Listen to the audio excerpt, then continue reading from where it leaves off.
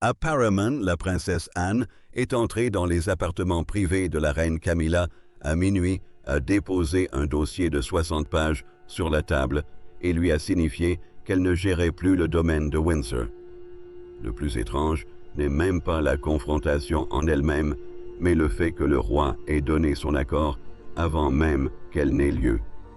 Il a littéralement signé un décret accordant à sa sœur une autorité absolue et temporaire sur toutes les opérations internes de Windsor. Puis, il est resté tranquillement assis dans son bureau pendant qu'Anne mettait tout cela en œuvre. Ce n'est pas un simple désaccord familial, c'est un coup d'État au palais orchestré par voie de paperasse. Avant d'aborder le déroulement des événements et les raisons pour lesquelles la chronologie de ces derniers rend l'ensemble du programme de modernisation totalement insoutenable, je tiens à préciser rapidement que si vous appréciez ce genre d'analyse approfondie des dynamiques royales, abonnez-vous à Crown Watch. Cela nous permet de continuer sur notre lancée. Bon, revenons à nos moutons. Voici ce qui est vraiment fascinant dans cette situation. La princesse Anne a passé des décennies à rester dans l'ombre.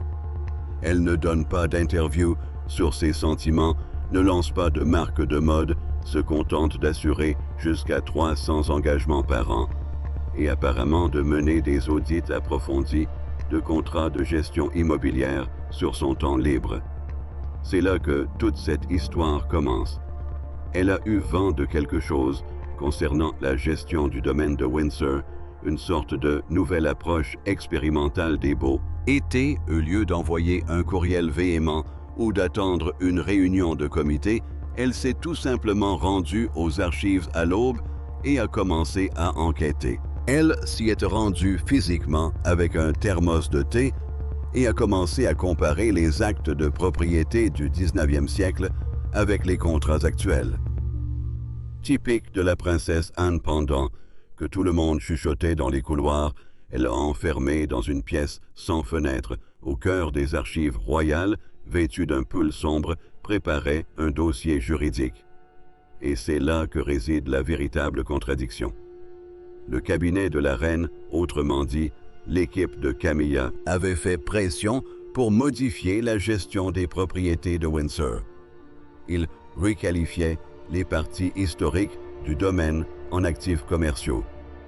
Cela pourrait paraître un simple remaniement administratif, mais voici pourquoi c'est important. Lorsqu'un bien est classé comme patrimoine historique, il bénéficie de multiples niveaux de protection et de contrôle.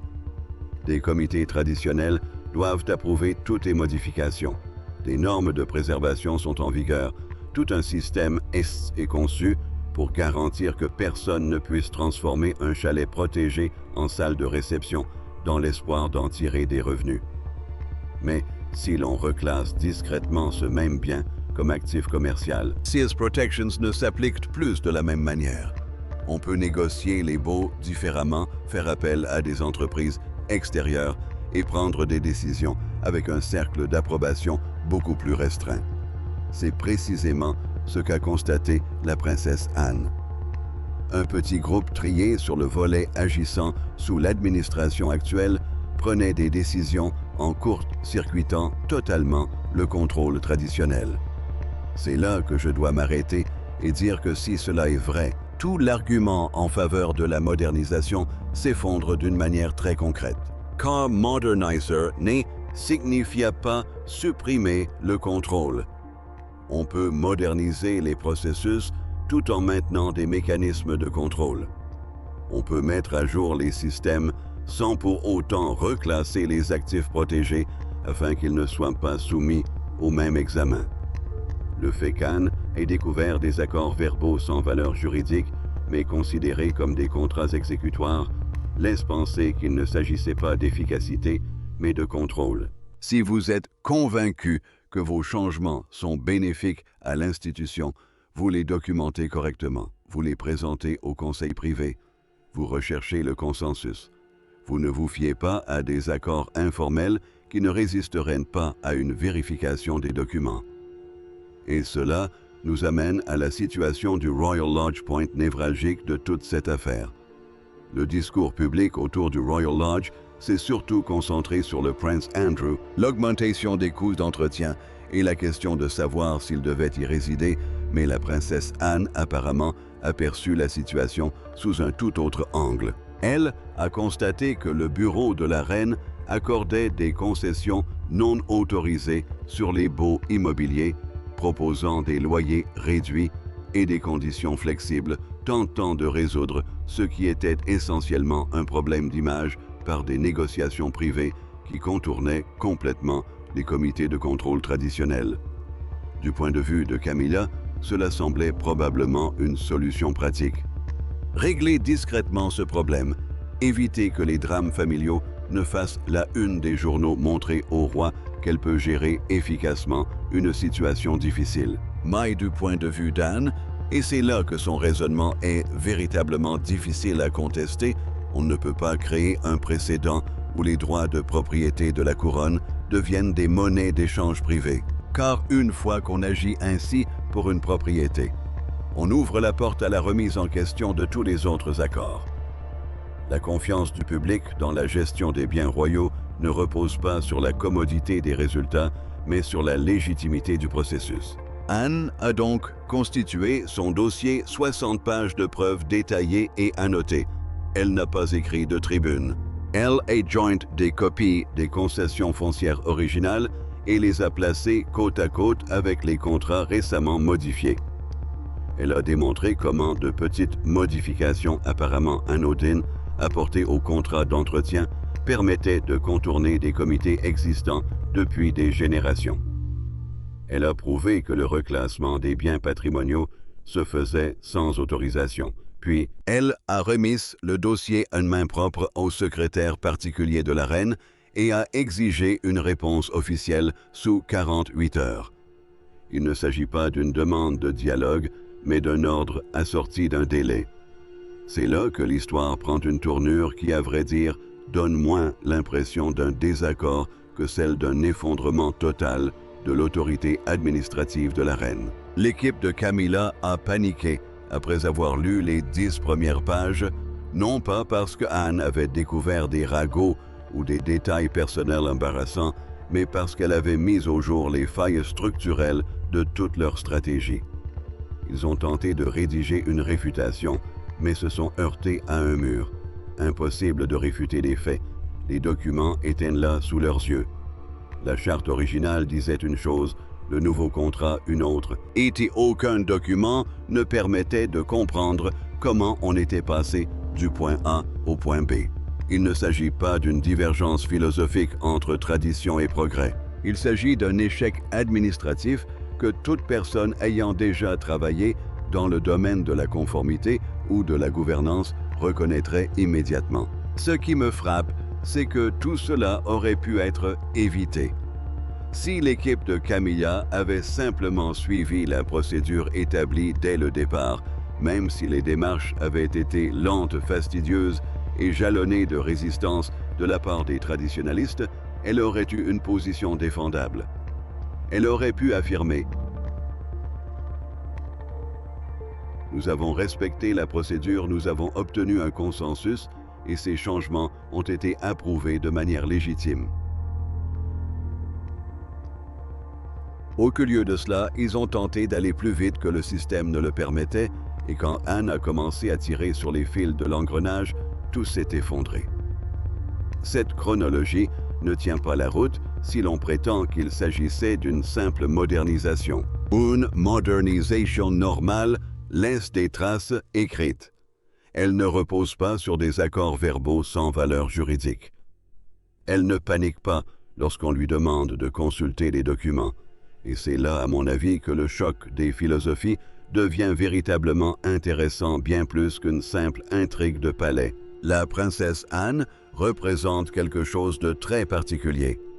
Elle n'est pas simplement une traditionnaliste qui rejette le changement par principe. Elle croit fermement que le pouvoir de la monarchie réside dans sa continuité, dans le fait qu'elle a perduré, parce qu'elle ne se redéfinit pas à chaque génération en fonction de la personne qui la gouverne. Selon elle, le domaine de Windsor n'est pas un portefeuille d'actifs à optimiser. C'est une fiducie.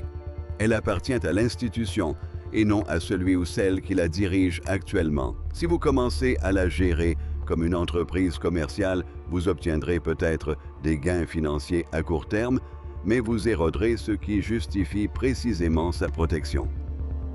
L'équipe de Camilla fonctionne selon une perspective totalement différente. Ils perçoivent les cotages vides comme des occasions manquées.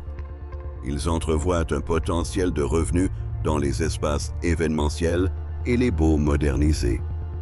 Ils maîtrisent le langage des évaluations de marché et de la gestion stratégique des actifs. Et honnêtement, ce point de vue n'est pas déraisonnable si l'on se soucie réellement de la viabilité financière à long terme de la monarchie. Le problème n'est pas qu'ils aient voulu moderniser. Le problème, c'est qu'ils ont apparemment tenté de le faire en contournant les garde-fous qui existent précisément pour empêcher qu'une vision à court terme ne nuise aux actifs à long terme. La position du roi dans tout cela est vraiment difficile à cerner et je pense que c'est voulu. C'est lui qui a signé le décret accordant à Anne une autorité absolue temporaire sur les affaires de Windsor. Ce n'est pas anodin.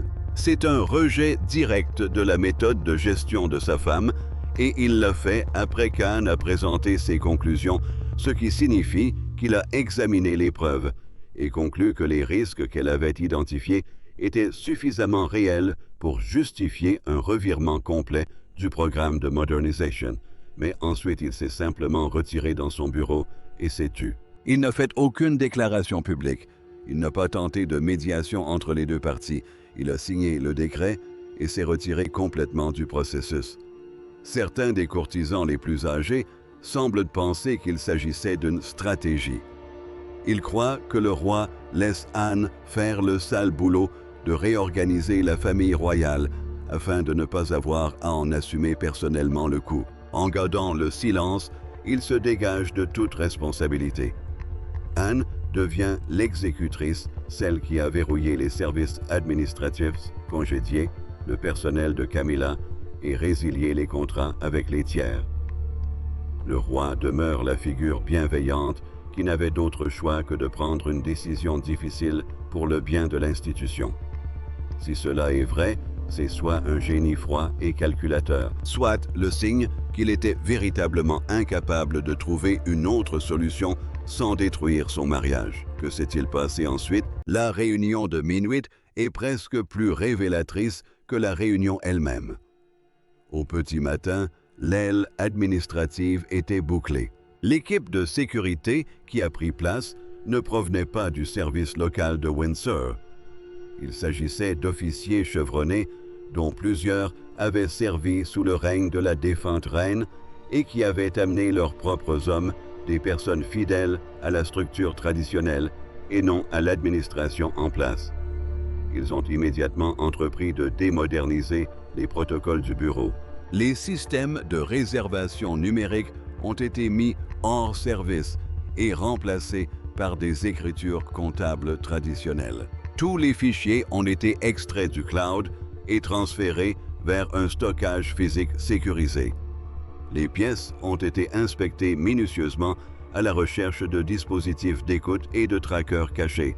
Le personnel de la reine avait jusqu'à la fin de la journée de travail pour récupérer ses effets personnels sous surveillance et il ne leur était pas permis d'emporter de dossiers d'ordinateur portable ou de notes internes. Ce n'est pas une transition, c'est une crise. L'impact visuel était, semble-t-il, indéniable. L'équipe de la reine avait décoré l'aile avec de l'art moderne et des bureaux en espace ouvert conçus pour favoriser la collaboration. En moins de 48 heures, les œuvres d'art avaient disparu et le mobilier avait été remplacé par de lourds bureaux traditionnels en acajou. On effaçait littéralement toute trace de l'esthétique de l'ère de la modernisation. C'est une manière viscérale de communiquer que l'expérience était terminée.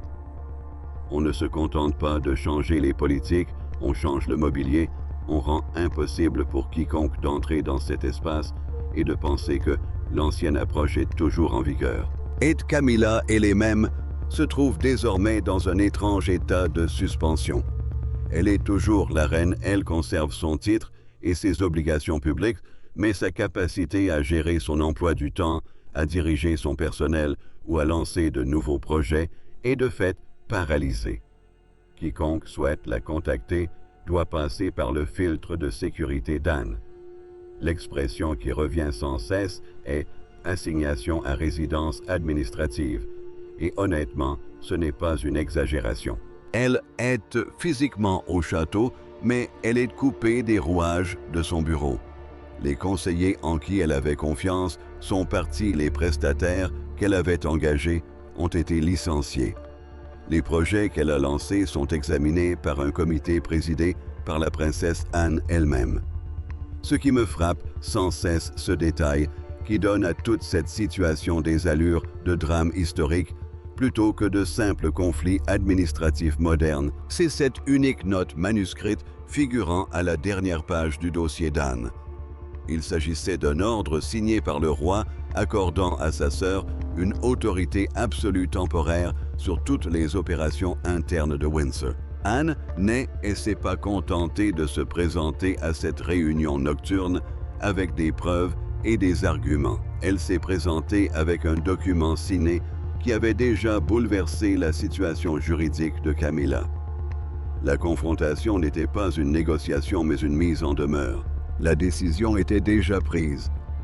La reine était informée de sa propre rétrogradation et Anne, d'un ton apparemment neutre, s'exprima sans émotion. Elle n'entama aucun débat sur la théorie de la modernisation, se concentrant sur les faits avérés.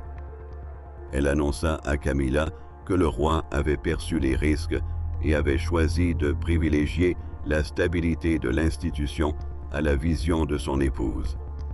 C'est une nouvelle absolument brutale, non seulement la défaite dans une lutte de pouvoir, mais aussi le constat que son mari avait jugé son travail suffisamment dangereux pour nécessiter une intervention. L'humiliation à cet instant dut être totale. L'ultimatum était sans appel. Le contrôle direct de Camilla sur la gestion du domaine de Windsor prendrait fin immédiatement. Tous ses projets seraient examinés. Son accès aux archives centrales était révoqué pour son personnel. Et voici la menace qui rend la situation irrévocable. Anne l'avertit que toute tentative de contourner le nouveau conseil entraînerait la divulgation publique intégrale des conclusions du dossier. Elle disait en substance: si vous essayez de lutter contre cela, le public verra exactement ce que votre équipe faisait avec les biens protégés de la couronne. Ce n'est pas qu'un simple avertissement, c'est un levier qui rend toute résistance impossible. Camilla ne peut riposter sans risquer de compromettre le récit public qu'elle a mis des années à construire. Les implications plus larges sont véritablement importantes pour notre compréhension des dynamiques internes de la monarchie. La princesse Anne a été le pilier discret et fiable pendant des décennies. Et elle vient de démontrer que lorsqu'elle décide d'agir, elle peut neutraliser efficacement tout un programme administratif en quelques semaines. Elle a préparé un dossier, l'a présenté au roi, a obtenu sa signature et a orchestré une prise de contrôle totale avant même que quiconque en dehors du cercle restreint ne soit au courant. C'est une compétence opérationnelle digne des conseils d'administration de la plupart des entreprises. Les silences du roi tout au long de ce processus soulèvent des questions qui resteront probablement sans réponse pendant des années. Est-il véritablement brisé par le choix déchirant entre sa sœur et sa femme, ou bien est-il secrètement soulagé qu'une autre personne soit intervenue pour régler un problème qu'il ne pouvait résoudre directement? Les courtisans plus âgés qui voient là une leçon magistrale de résilience royale ont peut-être raison. En laissant Anne assumer le coût politique du démantèlement du programme de modernisation, il préserve sa capacité à demeurer la figure rassembleuse. Mais cette stratégie ne fonctionne que si son mariage survit aux dommages collatéraux. Or, à l'heure actuelle, le rapport suggère qu'ils vivent un mariage devenu victime de l'institution qu'ils servent tous deux. Ils ne parlent plus du domaine. Isles ne discute pas de l'avenir de la monarchie. Ils cohabitent simplement dans une maison où l'un d'eux a été déchu de tout pouvoir et où l'autre a signé le décret qui a entraîné cette destitution. Le personnel semble désormais observer le roi avec un mélange de révérence et de pitié. Il passe de plus longues heures à contempler les pelouses impeccablement entretenues. Il apparaît moins souvent aux cérémonies publiques. C'est un homme qui possède une immense richesse et une importance historique, mais qui ne peut actuellement pas changer le moindre aspect, de sa propre maison sans que cela soit filtré par le comité de sa sœur. C'est une étrange cage dorée. Il a conservé son trône et assuré la pérennité de l'institution pour la génération suivante, mais au prix de la vie paisible qu'il avait imaginée. L'autonomie personnelle dont il pouvait espérer bénéficier dans sa résidence a disparu, remplacée par un système qui considère désormais même ses directives comme devant être validées au regard des chartes traditionnelles avant leur mise en œuvre. La question qui plane sur tout cela est de savoir si la monarchie en sortira réellement renforcée par ce contrôle interne. D'une part, l'intervention d'Anne a mis fin à une série de décisions administratives qui engendraient de véritables vulnérabilités structurelles. Les baux informels, les accords verbaux, le reclassement des biens patrimoniaux, tout cela contribuait à fragiliser le système, si la situation avait persisté sans être contrôlée.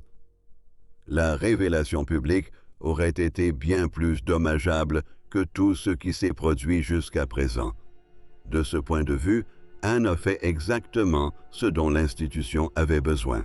Elle a identifié une menace et l'a neutralisée avant qu'elle ne dégénère en crise. Mais d'un autre côté, la manière dont cela a été géré a créé une fracture qui risque de ne jamais se refermer.